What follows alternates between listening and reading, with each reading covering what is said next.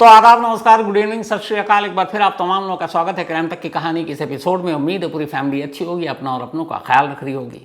कल रात खुशी के मारे नींद नहीं आई, फिर सुबह एक बेचैनी सी थी कि जल्दी उठेंगे और एक और मैच देखना है, अफगानिस्तान और बांग्लादेश का। तो रात खुशी की शुरुआत हुई और सुबह दिन होते होते 11 बजते बजते उस खुशी को उसकी मंजिल मिली। उधर हमने नवंबर 2023 Ahmedabad Narendra Modi stadium world cup का फाइनल, ऑस्ट्रेलिया के हाथों हार, उसका बदला लिया। और वो एक ट्रेविस हेड जिसकी वजह से हम फाइनल हारे थे, और वही हेड फिर से कल से बैटिंग करके, और लग रहा था एक वक्त की मैच हाथ से निकल जाएगा, लेकिन इंडिया ने ऑस्ट्रेलिया को हराया। हालांकि इसको बदला नहीं कहेंगे क्योंकि वो फाइनल था, पर यह भी इम्पोर्टेंट मैच था। तो हम मैच जीते और कमाल हिटमैन हमारे रोहित शर्मा, क्या बैटिंग की कल, क्या छक्के मारे। एक तो छत पर जाकर गई और रवि शास्त्री कमेंट्री कर रहे थे, उन्होंने कहा आवाज़ आई गेंद की छत पे जाने की, टक टक टक। तो पहला मैच इंडिया ने ऑस्ट्रेलिया को हराया। अब ऑस्ट्रेलिया के सामने ये था कि अफगानिस्तान अगर बांग्लादेश को हरा देती है तो ऑस्ट्रेलिया बाहर। तो ऑस्ट्रेलिया वाले दुआ मांग रहे थे कि बांग्लादेश जीत जाए। पूरी ऑस्ट्रेलिया बांग्लादेश के सपोर्ट में थी, लेकिन हम सारे हिंदुस्तानी भारतीय शुरू से ही अफगान को सपोर्ट करते हैं और हम सब चाहते थे कि अफगानिस्तान जीते। और सुबह क्या मैच हुआ। इंडिया ने 119 न्यूयॉर्क में उस मैच को डिफेंड किया था पाकिस्तान के ख़िलाफ़, तो शायद अफगानिस्तान को भी ये यकीन था कि 115-16 भी हम डिफेंड कर सकते हैं, और वही हुआ। बांग्लादेश के ख़िलाफ़ एक नज़दीकी मुकाबले में अफगानिस्तान जीती और पहली बार किसी आईसीसी इवेंट में सेमीज़ में उसने अपनी जगह बनाई। यह Afghanistan cricket, Afghanistan cricket board, अफगानिस्तानी क्रिकेटर और पूरे अफगानिस्तान के लिए एक न भूलने वाला पल है। अफगानिस्तान जैसी एक टीम का इस तरीके से इतना ऊपर और लगातार अच्छा परफॉर्म करना, ऐसा नहीं कि कोई तुक्का था। ऑस्ट्रेलिया से पहले न्यूजीलैंड को भी इसी अफगानिस्तान ने हराया था।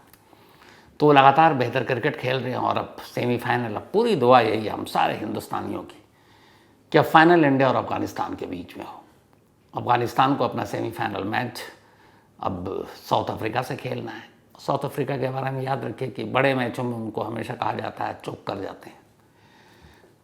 तो उम्मीद यही है कि अफगानिस्तान साउथ अफ्रीका को हराए और हम इंग्लैंड से मुकाबला है, इंग्लैंड को हराएं, उधर भी लगान वसूलें।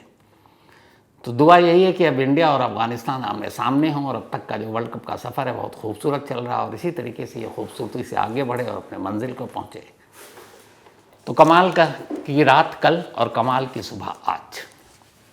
तो ये तो हो गई क्रिकेट की कहानी।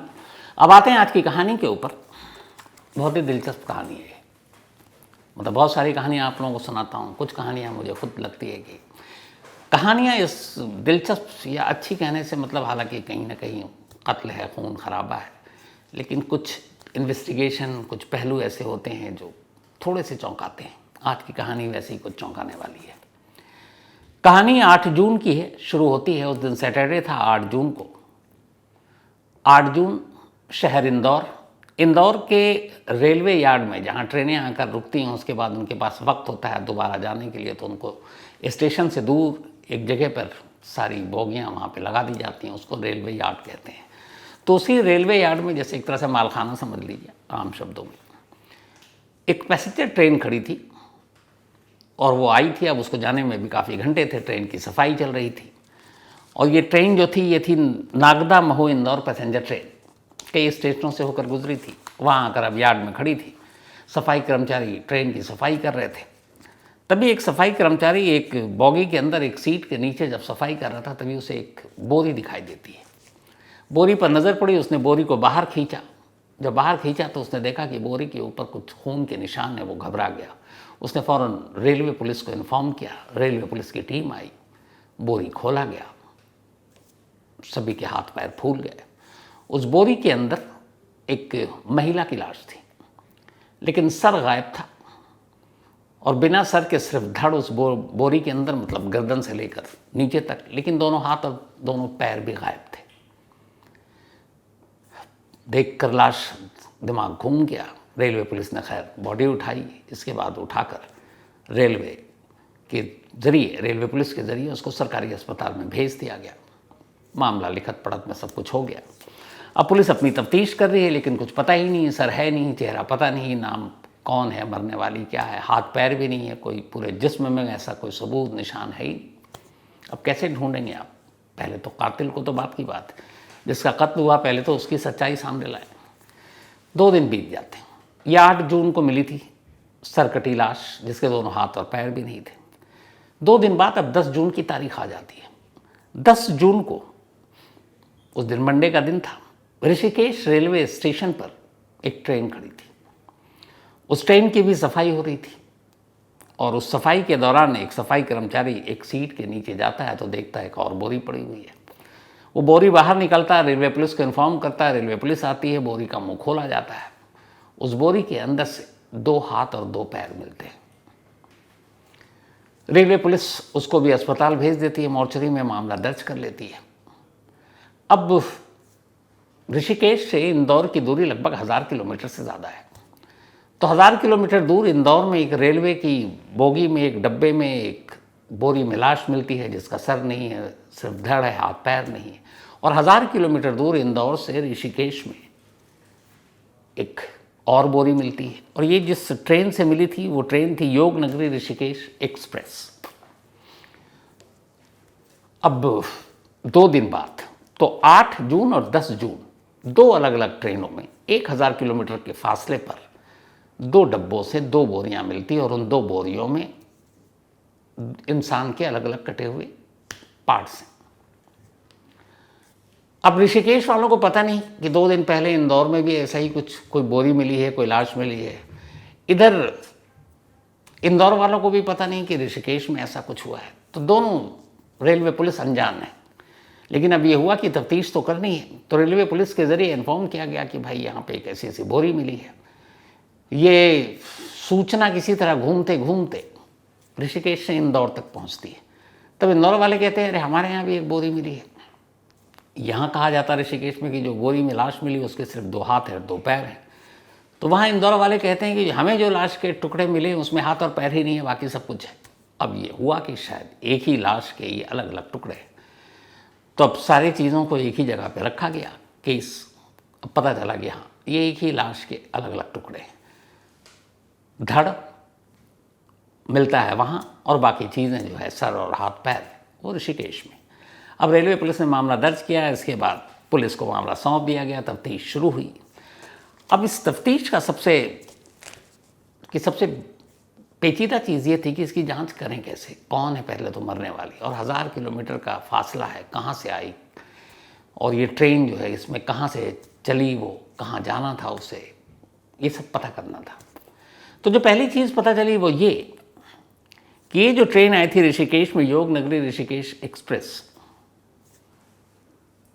ये इंदौर तो नहीं, उज्जैन जाती थी। तब एक लाश के टुकड़े उज्जैन से अगर वो ट्रेन चलती है और ऋषिकेश पहुंचती है तो इंदौर तो उसमें शामिल नहीं है। लेकिन जो दूसरी बोरी मिलती है वो इंदौर पर मिलती है। अब लाश के टुकड़ों को एक जगह अगर जोड़ा जाए तो दोनों एक ही मिलते हैं कि लाश के टुकड़े तो एक ही शख्स के हैं। तो फिर ये कनेक्शन नहीं बैठ रहा ट्रेन का।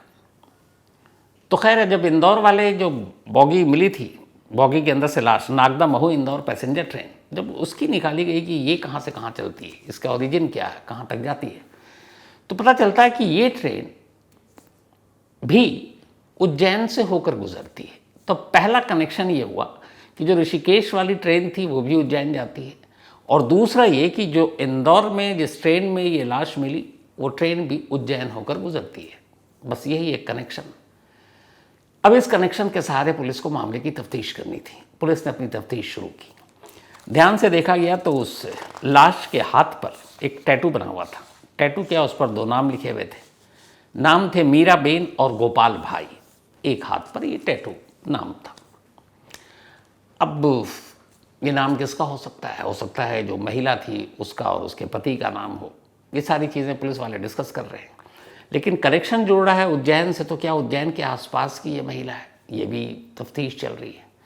तभी कुछ पुलिस वालों ने बताया, जो वहीं एमपी के पुलिस वाले थे, कि साहब हमारे उज्जैन के आसपास के कुछ इलाकों में ऐसी एक प्रथा है कुछ जातियों में जहाँ महिलाएं अपने हाथ पर अपने भाई का नाम गुदवाती हैं अपने साथ, पति पत्नी का नहीं।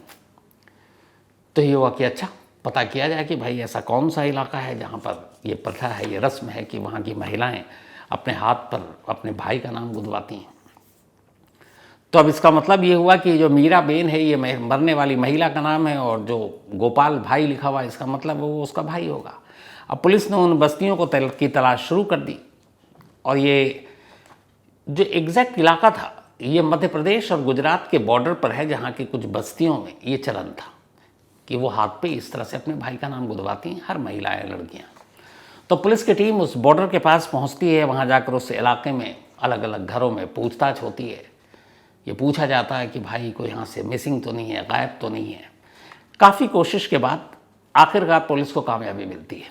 एक शख्स सामने आता है और वो बताता है कि उसकी जो वाइफ है वो पिछले कुछ वक्त से गायब है,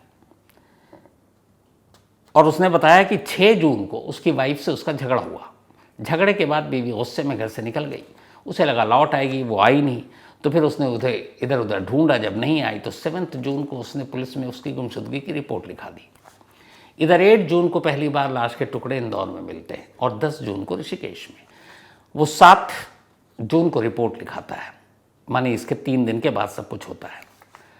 अब उस बंदे से कम मरने वाले की शिनाख्त हो गई कि चलो ये एक मीरा बेन है जो इस MP और गुजरात बॉर्डर पर रहती है, शादीशुदा है, उसका पति है। पुलिस ने उससे पूछताछ की तो पता चला कि नहीं, पुलिस उसकी गुमशुदगी के बाद से लगातार गांव में है, वो कहीं गया नहीं, ना उसका रेलवे स्टेशन, ट्रेन, इनसे कोई लेना देना नहीं। तो फिर ये लाश के टुकड़े 2 अलग अलग शहरों में कैसे पहुँचे? अब पुलिस इसकी तफ्तीश शुरू करती है। ले देकर फिर जो इस केस की कड़ी को जोड़ रहा है वो एक ही पॉइंट है, और वो है उज्जैन। क्योंकि ये दोनों ट्रेनें, जिन ट्रेन की 2 बोगियों से ये लाश के 2 अलग अलग बोरियों में टुकड़े मिले, उन दोनों का कनेक्शन उज्जैन से था, क्योंकि उज्जैन से होकर ये ट्रेन गुजरती थी।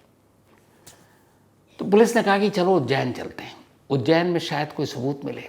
पुलिस की टीम उज्जैन पहुंचती है। अब पति के हिसाब से 6 जून को झगड़ा हुआ था, 6 जून को वो गुस्से में चली गई, उसने 7 जून को रिपोर्ट लिखाई।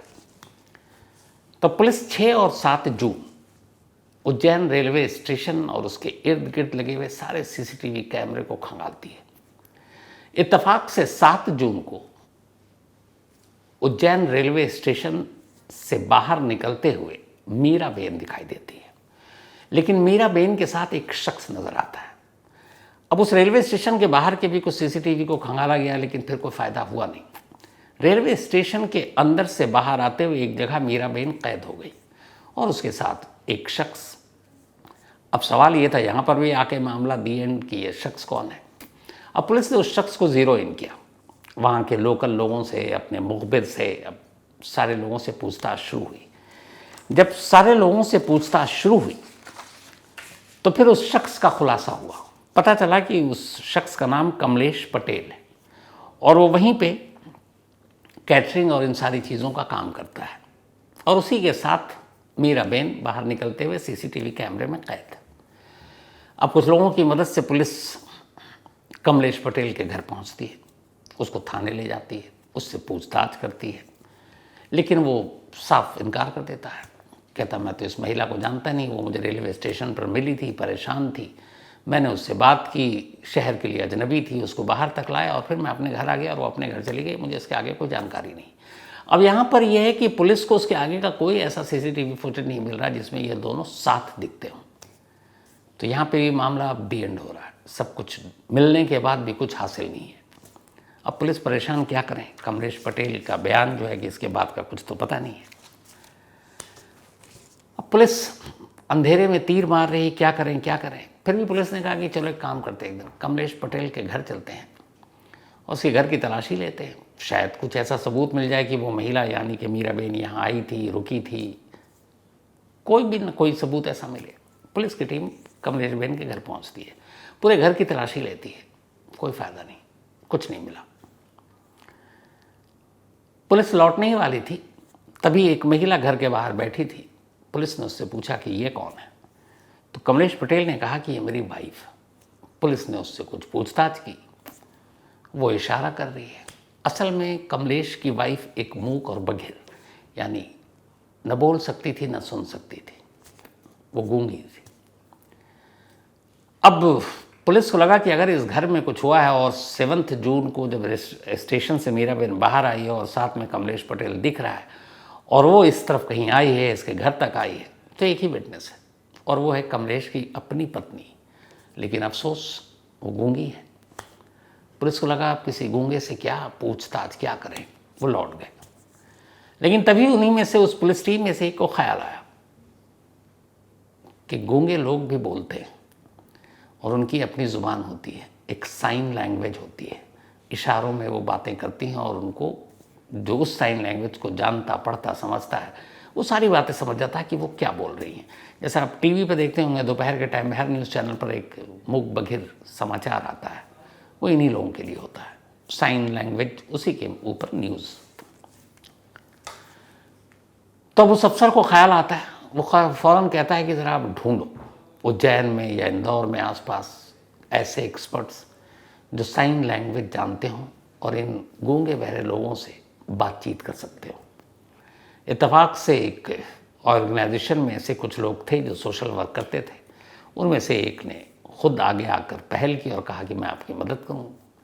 अब पुलिस उसे लेकर कमलेश पटेल के घर जाती है, उसकी वाइफ से फिर से पूछताछ होती है। लेकिन इस बार पुलिस पूछताछ नहीं कर रही थी।